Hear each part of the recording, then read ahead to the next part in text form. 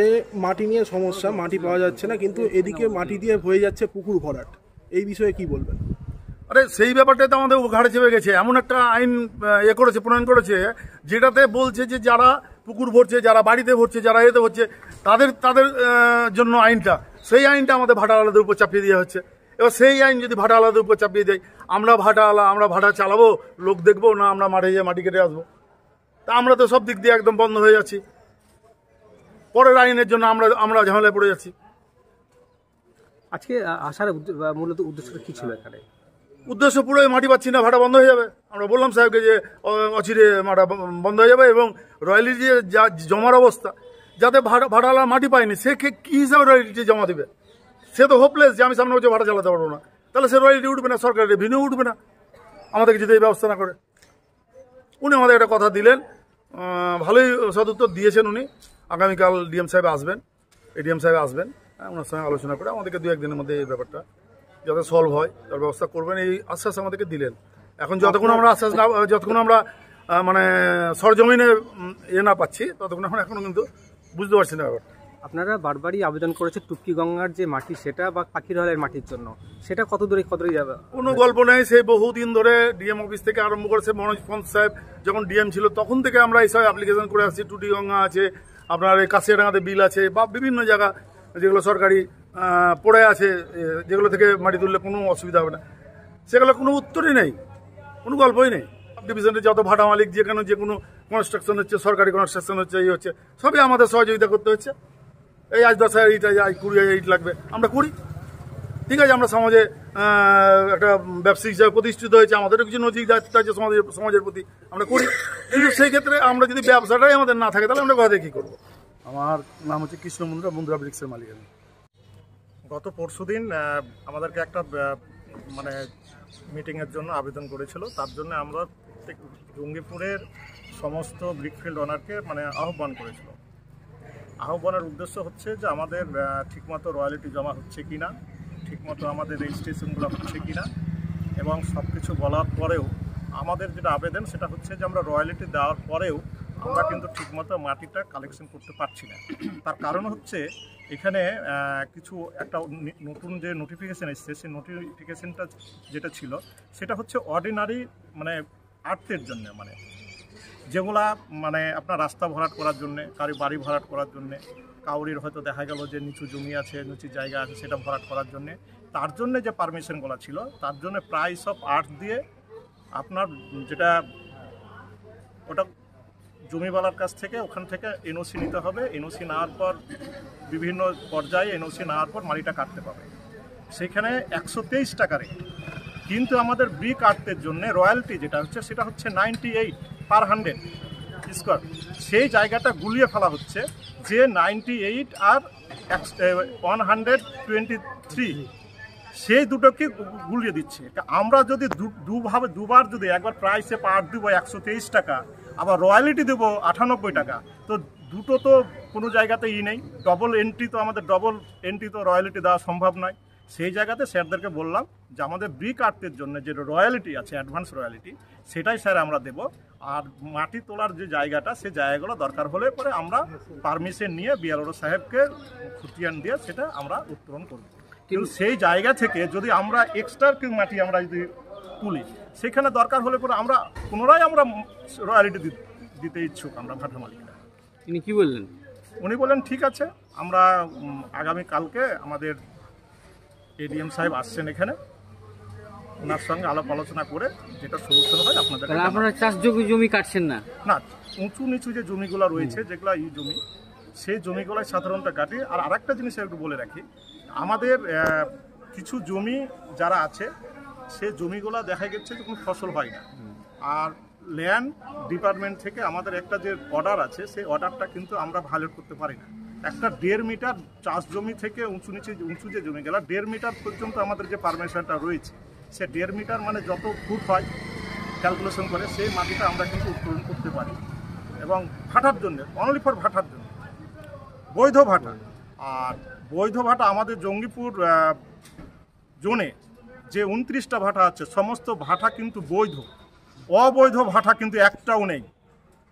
কেউ অনেক জায়গাতে যারা মানে অসচেতনভাবে অনেক জায়গাতে বলে যে অবৈধ ভাটা চলে, কিন্তু আমাদের এখানে কোনো অবৈধ ভাটা নেই। বিএলআরও সাহেব নোটিফিকেশন করে ওখানে বৈধ ভাটা সমস্ত ডিক্লেয়ার দিলেন এবং তার জন্য লাইসেন্স নিতে হয়, এনওসি নিতে হয় বৈধ ভাটার জন্য। আমাদের কোনো অবৈধ ভাটা নেই এবং বৈধভাবে আমরা ভাটা চালাই। আগামী দিনে আমরা বৈধভাবেই ব্যবসা করার জন্য সাহেবকে বললাম, দেখা যাক কি হয়। আগামী দিনে যেটা র মিটারের কাঁচা মাল সেটা মাটি যদি ভাটাতে উত্তোলন না থাকে আগামী দিনে ভাটাগুলো বন্ধ হয়ে যাবে। এবং বন্ধ যদি হয়ে যায় তাহলে আজকে প্রত্যেকটা ভাটাতে 200 জন আপনার ফ্যামিলি এবং 200 × 4 মানে 800 জন মানে মানুষ ওখানে ভরণ পোষণ হয় একটা ভাটাতে। দেখবেন আজকে আমাদের দেশে কি আছে, বিড়ি শিল্প আর ব্রিক ফিল্ড, কোনো জব নেই। তাহলে আজকে এত কর্মসংস্থান দিই, সামাজিক কাজ করি, তা সেই জায়গাতে যদি আমরা যদি কর্মসংস্থানের জায়গা থেকে সরকার যেটা ভালো বুঝুন করবেন, আমাদের ভাটা অটোমেটিক বন্ধ হবে, কিছু করার নেই। তো মাটি ছাড়া তো ভাটা চলতে পারে না। এনামুল হক, জঙ্গিপুর জোন সম্পাদক।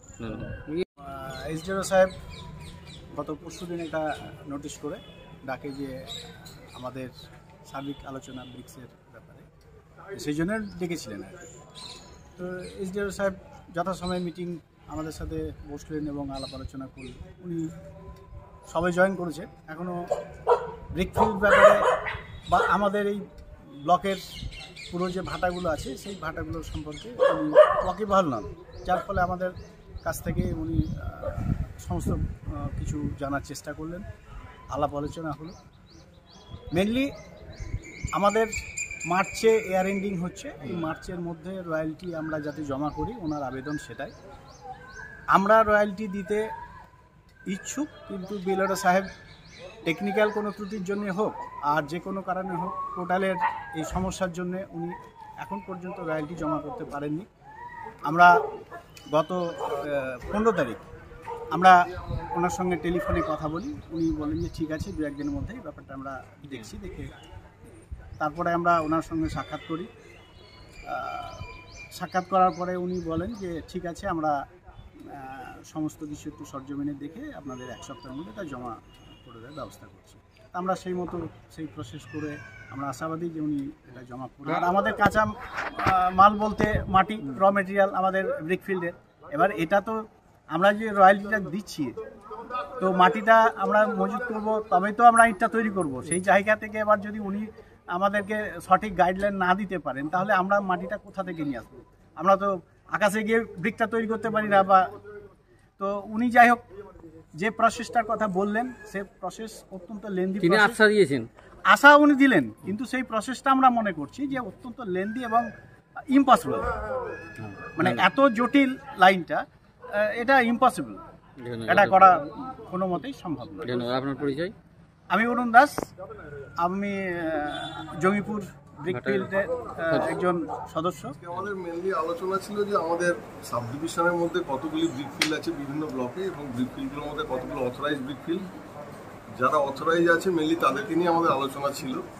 অথরাইজগুলোর মধ্যে যারা রেজিস্ট্রেশন এখনও পর্যন্ত করেনি, আমাদের 31শে মার্চের মধ্যে রেজিস্ট্রেশন উইথ তাদের রয়্যালটি পেমেন্টটা করতে হবে।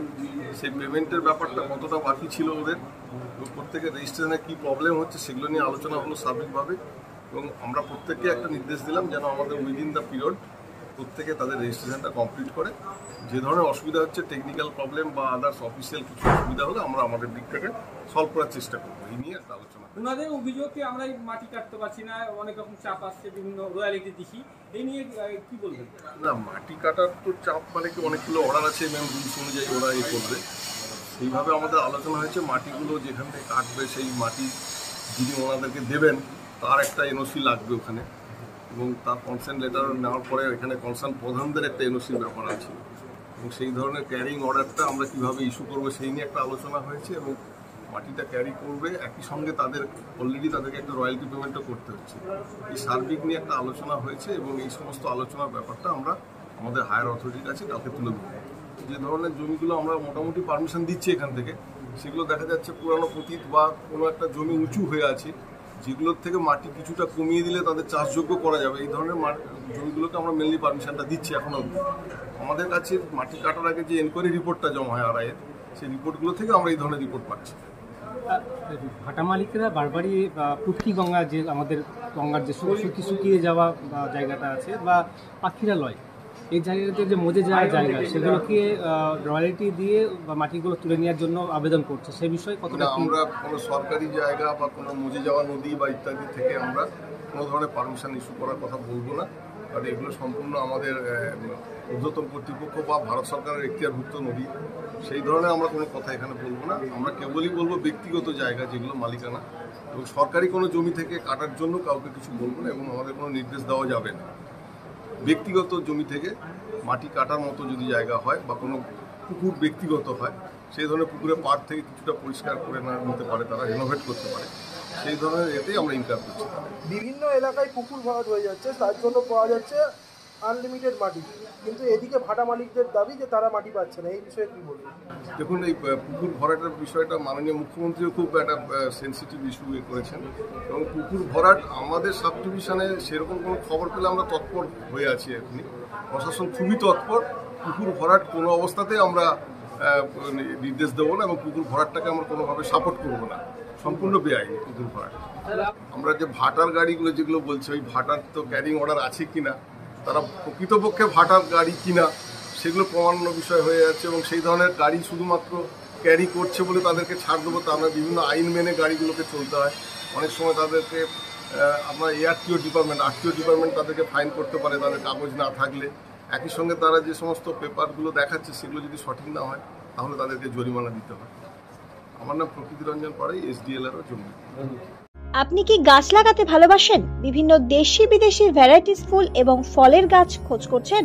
তবে আর দেরি না করে চলে আসুন মা মিনতি নার্সারি এবং বোটানিক্যাল গার্ডেনে।